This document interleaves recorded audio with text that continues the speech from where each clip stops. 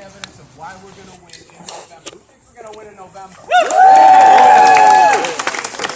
All around the state. We've been to Springfield and Chicopee. We've been to Barnstable. We've been to Lowell. We've been all around the state. And the message we're hearing is the same thing. We're sick and tired of being sick and tired. Get government out of our lives. Let's scale it back, right? So for those of you who know me, it's David D'Arcangelo. For those of you who don't know me, I'll tell you a little bit about myself, why I'm running, and then I'm going to try to make it to another event to do the same thing with some good folks over in Beverly. So it's David D'Arcangelo. I'm the two-time elected city councilor at large in Malden, a place where there's only 6% registered Republican. Yet I've been able to win anyways, despite being pro-life, despite being lower tax. I recognize that. Fiscal conservatives keep going down the list. I've been able to win in Malden because the people in Malden know that I hold government accountable. And that's what we're going to need to do this November to win. It's going to start up at the top of the ticket with Charlie Baker and Karen Polito, and it's going to go all the way down to me and Mike Heffernan and John Miller, all the great candidates we have statewide, all the great candidates we have in the legislature here. A little bit more about my history. So I've served 3 governors, Governor Weld, Governor Cellucci, and then Governor Swift and Romney too as well. I worked in the state legislature as well. So I have a bit of experience, a good deal of experience in government. Yet I'm not a creature of Beacon Hill. Started my own small business that I still own today, Archangel Communications, and I know what type of burden is being placed on small business in this state. Secretary of State's office has a great deal to do with small business and corporations in particular in this state. Bet you wouldn't be surprised to learn that the Secretary of State's office has in place 40 pages of fees that the Secretary of State oversees. And they just keep increasing and increasing year after year. $500 to register a corporation. And then the next year, you have to re-register for another $500, even if you don't change your application. That's crazy. That's too much government. Government's run amok. We need to scale it back and simplify it. One of the other things you may have seen recently I made news, I asked him for all the public service announcement information. He's been in these PSAs in the 20 years he's been in office, putting himself on TV, basically shameless self-promotion, using your money. So I filed a public information request to find out how much that cost. Well, guess what? He's not telling me. And it's been 70 days he's been going back and forth. But just yesterday he sent me a letter saying, well, I'll provide you the documents, Dave, if you send me a check for $5,300. That's outrageous. Those are your documents. They're my documents. We deserve to know, all right? I'm going to get that information for you, and we're going to show that he spent millions of dollars basically promoting himself. That's crazy. That's another instance of government that's just too big and too cumbersome for us, the people. We need to take it back, and it starts in November. It starts at places like this with you getting involved. I need you to take out your smartphone, set it for November 4th. You got to take the day off. Tell your friends, your family, your neighbors. We've got to get everybody involved. And if we do that, we're going to win. And we're going to take back Beacon Hill and restore viable two-party government to give Mark and Jim here a chance to keep fighting for the Pelletiers. Let's hear for them with that. That was tremendous.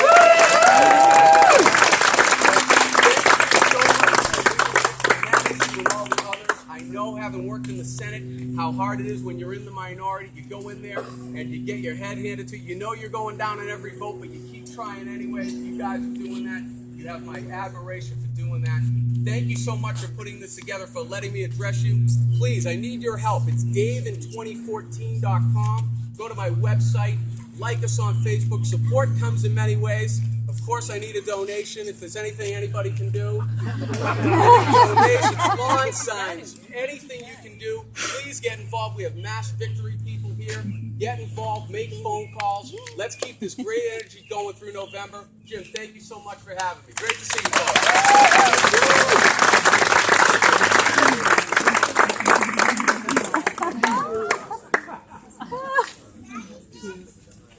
I get some help tonight. My son Gaetano, who's fun. Can you wave to everybody? Hi. This is Angelina.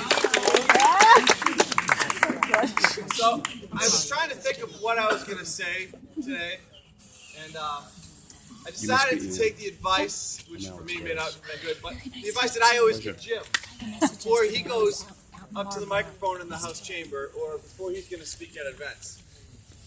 say throw away the script because he's so much better on his toes and his feet, and he just lets it go. So I'm going to do that, and I'm usually not good when I let this interact with my feet. So bear with me. 2011, there was a big class of us, and I think it was 19 new Republicans. 19, Jim? And it was abundantly clear within weeks who the leader of our group was going to be. And it was Jim Lyons.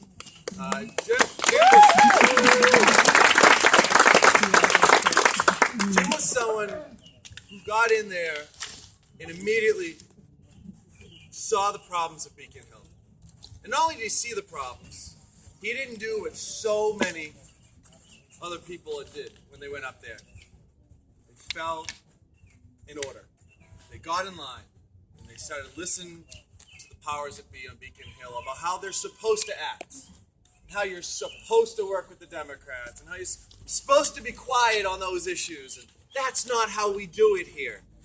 Well, if anyone knows Jim Lyons, he doesn't really listen to any of those type of directions. And soon we realized that Jim was going to be the guy that was really leading the agenda for the reform Republicans on Beacon Hill, whether it be spending bills, runaway debt that we're leaving our children, or whether it be issues of family values, like the Justina Pelletier case. You know, when that case hit the news, I immediately called Jim. I said, Jim, we got to do something. I said, we absolutely need to do something. And together, we started to fight on behalf of Justina. And for anyone who says Republicans can't make a difference, Justina's home today. And I don't think that would have happened without Jim Lyons.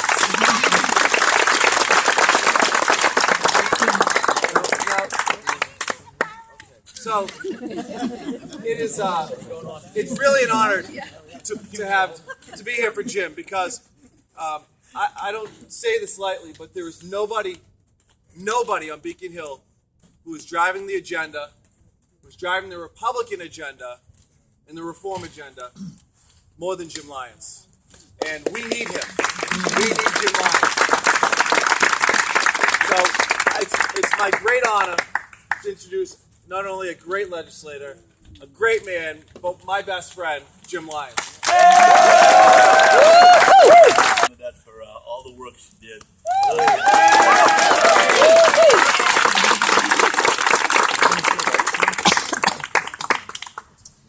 And I want to introduce my two friends, Mikey and Tyler. And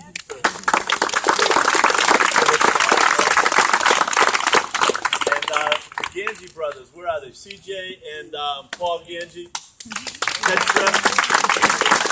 We refer to CJ Ganji. You've all heard about the tank to gas tax. CJ Ganji was personally responsible for the Merrimack Valley and Essex County, and with his team, got 15,000 signatures. So, CJ, thank you.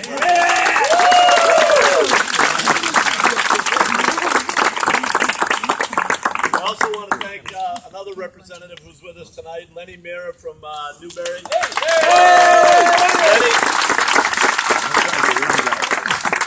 Lenny joined us a couple of years ago. He's a small business owner who's in there, and he's really fighting the battle with us, trying to change the direction of Beacon Hill. And Lenny, thank you very much for coming tonight. I appreciate it. I also want to thank my cook, Davey Duchette. And Jamie told me not to mention him, but he's here also. Where's Jamie? Okay, I knew he was here somewhere. Well, folks, I'd like everybody who's running for office tonight to raise your hand. I'd like you to come up here with me, everyone that's running for office. Lenny. Come on, ladies. Oh my God. Wow. Oh my goodness. Awesome. So folks, I'm going to have each one hour and a half speech. Is that You're a Protestant minister, right? We're going to start over here. I want him to win, as I won't be the oldest guy in the Republican Party. Don't be too sure. I'm Dennis Galvin. I'm running for state representative in the 2nd Middlesex District, which is Littleton, Westford, and precincts 5, 7, and 8 in Chelmsford. So if you have any extra, please send it our way. Thank you. Lenny Mara. Lenny Mara, 2nd Essex, live in West Newbury. Looking forward to joining Jim again next year. Thank you. Vince Dixon. I'm in Winchester. I'm running for the 6th district of the council, Governor's Council. It's a district that includes 10 cities and 10 towns from Charlestown, part of Boston, Alston, Brighton, all the way through Lynn and Marblehead. There is actually a Republican mayor of Lynn named Kennedy. So who said that the city of Lynn couldn't have Republicans? And this is a district that is potentially winnable. We do have one Republican on the Governor's Council named Jenny Casey, who is actually running unopposed for re-election. We need 7 more. And I'm sure plenty of people in the 10 towns and 10 districts that go from Winchester through Reading and Wakefield and all these other places. And I see John Moffett of late memory and still alive Republican. Great to see you. We're glad to hear that you're alive, Mr. Moffett. Anyone who does that can come up and feel my pulse.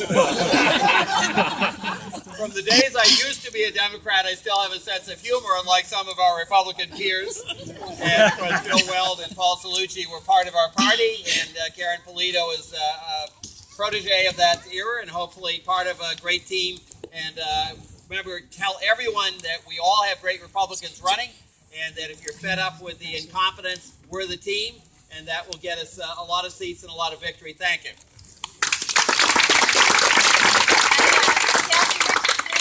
I'm actually running again in the 36th Middlesex, Drake and Kingsborough against Colleen Gary, and I'm going to win this time. All right. I'm Karen Anderson, and I'm running for the 2nd Franklin District. I've got 12 towns. We're in the north central Massachusetts between Greenfield and Gardner, all the way down to Belchertown. So if you guys have extra also, we're in the tight, pinched area. Thank you. Hi, I'm Ann Wofford. The name on the ballot, though, is Rose Ann L. Earhart Wofford. I'm running for Congress in the 3rd Congressional District. I live in Haverhill. It stretches all the way across the northern tier to Winchendon, includes Gardner and Fitchburg. You head south down to Hudson and Marlborough, come back to Concord, then you head back up to Haverhill. But we don't have Bellerick and Tewksbury. I am running against Nikki Songus. Neither one of us have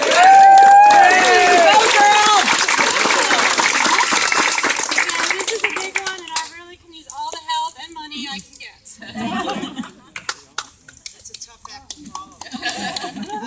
2 towns, open seat, 31st Middlesex, Stoneham and Winchester. My name's Caroline Colarusso, and it is an open seat, and we have a really good chance looking at the demographics of the district to win it.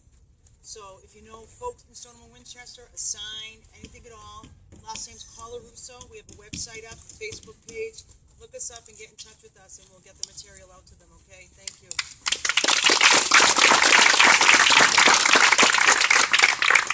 My name is Mike Morales. I live in Andover, and I am running for Register of Probate in Essex County. And if you don't know what that is, you can come out to me afterward. It's not a sound bite. Well, thank you, everyone, for being with us tonight.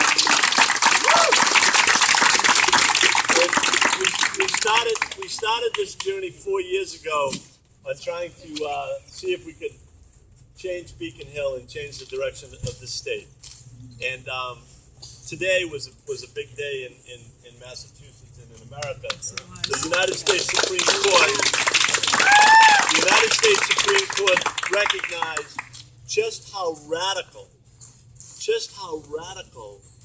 the legislature and the governor are on Beacon Hill. The legislature in 2007, at the instruction of Deval Patrick, put in a buffer zone that took away people's free speech. It doesn't matter where you are on the issue. What this legislature and this governor said was that if you stand on a sidewalk in Massachusetts and you tell somebody within this 35-foot area, if you give a woman advice that is against what the radicals want you to say, They made that a crime in Massachusetts. So just picture this. I am standing there with a woman, and I tell her, this is what I want you to look at. And what that says is you have an alternative to the decision that you might make going into that clinic. And someone else is standing beside that woman and says, I want you to go into that clinic. Well, in Massachusetts, for 7 years, what I said would put me in jail. That's what they did in Massachusetts. The radicals on Beacon Hill voted overwhelmingly for that in the House of Representatives. They also passed it by a voice vote in the state Senate, and it was signed by Deval Patrick. I want you to go back to 2007 and go back to 2008, and I want you to know what else was going on at the same time. There's a thing called the probation scandal going on. Rosemary Spadili running for state representative. The next state representative from North Andover. Thank you for joining us. There you go.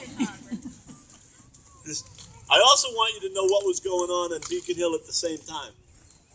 A little thing called the probation scandal was just getting underway. And the people on Beacon Hill who have decided that the tax dollars that go into Boston belong to them. And that's what they were really interested in. On Beacon Hill, they are interested in taking our tax dollars and spending it any way they want. And nobody even knew that this was going on until a couple of years ago. And we are now seeing that case being played out on Beacon Hill and in the court system on a daily basis.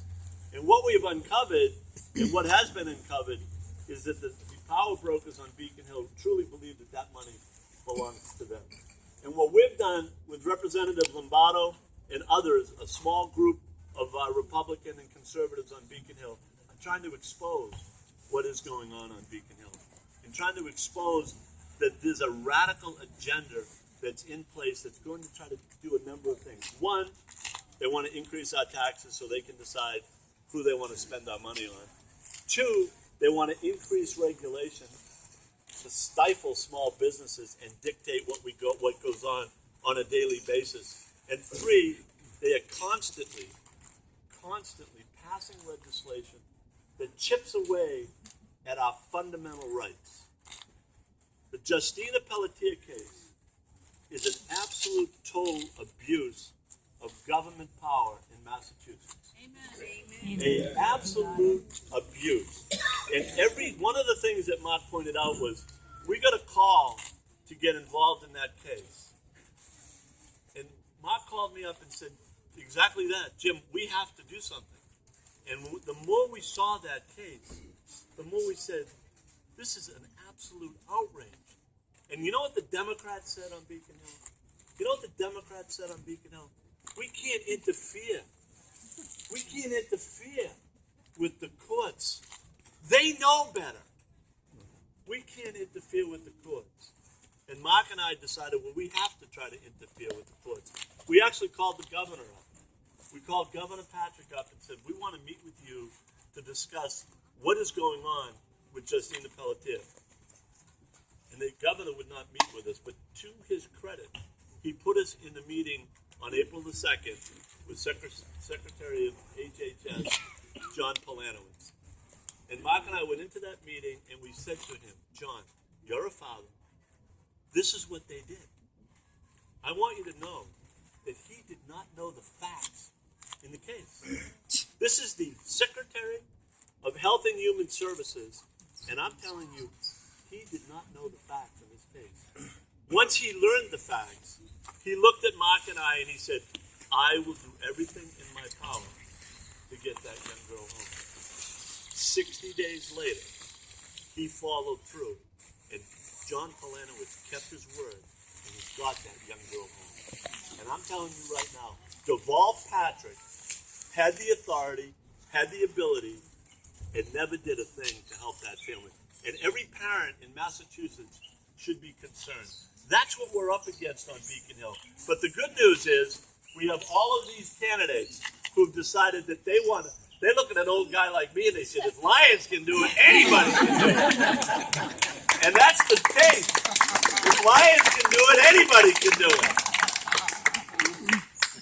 And that's what we need. We need people to remember that 4 years ago we started our journey to try to change Massachusetts politics. And I'm going to bring you back to 7 years ago when Deval Patrick and the radical on Beacon Hill tried to shut down the First Amendment rights of these terrible people who sidewalk counsel on front of abortion clinics like my wife Bernadette, like Teresa Gorey, like Corey Norris, Jane Finn, all of these radical people. Can you imagine those people they refer to as terrorists? Those are the terrorists that they passed legislation on so that those people who every Friday for a generation has gone into Boston, and we have on our refrigerator pictures of babies who are now adult, now teenagers, because of the work of those radicals.